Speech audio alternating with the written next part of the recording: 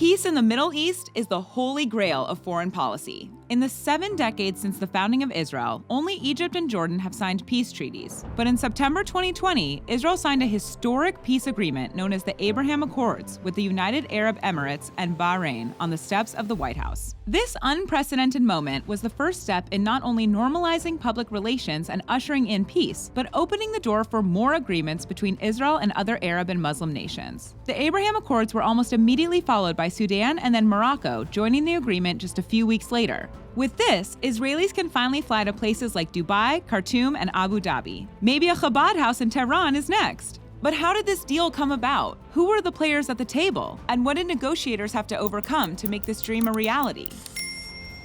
Since its creation in 1948, Israel has had to suffer invasion and incursions from surrounding nations. Israel regularly warred with Syria, Jordan, Egypt, and other countries in the years since its founding, right up until the Yom Kippur War of 1973, in what has come to be generally known as the Arab-Israeli conflict. Since then, Israel has made monumental strides when it signed a peace deal with Egypt in 1979 and then Jordan in 1994. However, in 2002, the Arab Peace Initiative unified Arab countries against other such peace deals, insisting that peace could not succeed until Israel agreed to return to pre-1967 borders and ending the conflict with the Palestinians. This, more or less, left the peace process at a standstill, until 2019, when representatives from Israel and the UAE started meeting secretly due to mutual concerns over Iranian influence in the region. In June 2020, Youssef El Otaiba, the UAE's ambassador to the United States, wrote an op-ed in an Israeli newspaper calling out Israeli Prime Minister Benjamin Netanyahu for considering an annexation of the West Bank.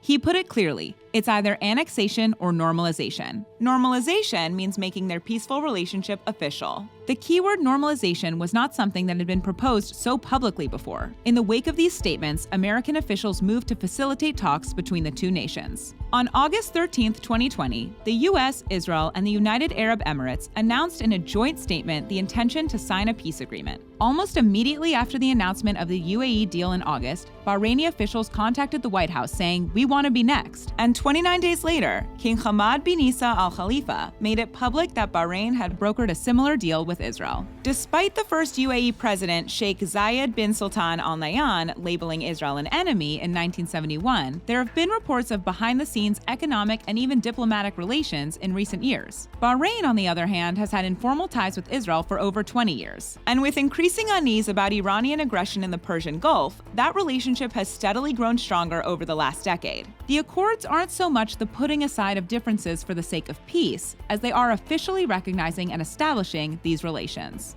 In February of 2020, leaders of Sudan and Israel started talks about normalization. It began with opening Sudanese airspace for Israeli-registered planes. In May, Israelis flew in a medical crew to help Sudanese diplomat Najwa Gadeldam, who was managing the negotiations between Sudan and Israel. Gadeldam unfortunately lost her battle with the disease and never got to see the fruits of her labor when on October 23, 2020, Sudan joined the Peace Party, becoming the third nation to become a part of the Abraham Accords, signing retroactively. Sudan, in a way, is an even bigger accomplishment. The country had ties to Iran and had been labeled by the US a state sponsor of terrorism. Israel also claimed they were helping Hamas smuggle weapons into Gaza. But in 2016, Sudan cut ties with Iran and halted arms smuggling into the Gaza Strip. This greatly eased tensions between the two countries. In Morocco, there has been a Jewish presence for centuries. Most notably, after the expulsion of Jews from Spain, whole communities fled to the North African nation. By the 1940s, as many as 250,000 Jews lived in the country, making up 10% of Morocco's population. But when Israel declared its independence, upheaval erupted in Morocco. Jews en masse fled Morocco due to persecution such as boycotts and riots. Though Morocco and Israel did establish some diplomatic relations following the Oslo Accords in the mid-90s, it wasn't long before those ties fell apart after the outbreak of the Second Intifada in 2000.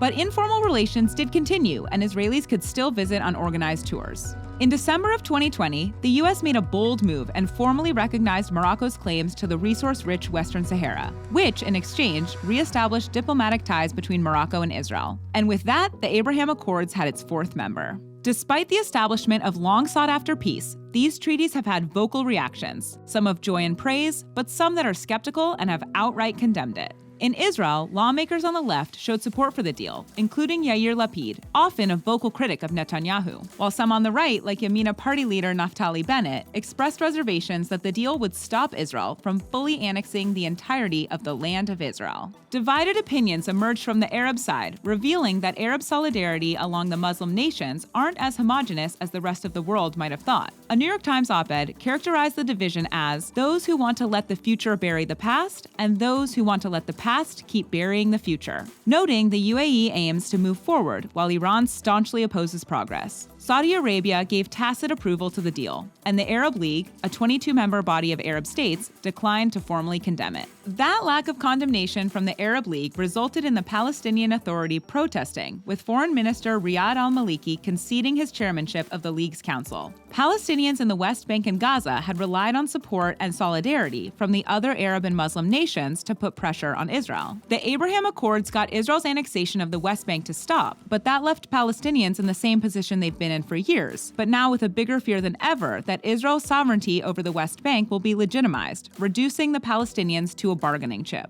Since its founding, Israel has been isolated from its neighbors behind an iron wall of aggression, violence, and threats of economic boycott. But with the arrival of the Abraham Accords, attitudes in the Arab world seem to be finally shifting. Saudi Arabia hasn't signed on, but that doesn't mean they won't eventually. If these normalizations with the UAE, Bahrain, Sudan, and Morocco hold and relations flourish, who knows what countries might be next? A future Israeli-Arab coalition might even put pressure on Iran to come to the negotiating table, truly ushering peace into the region.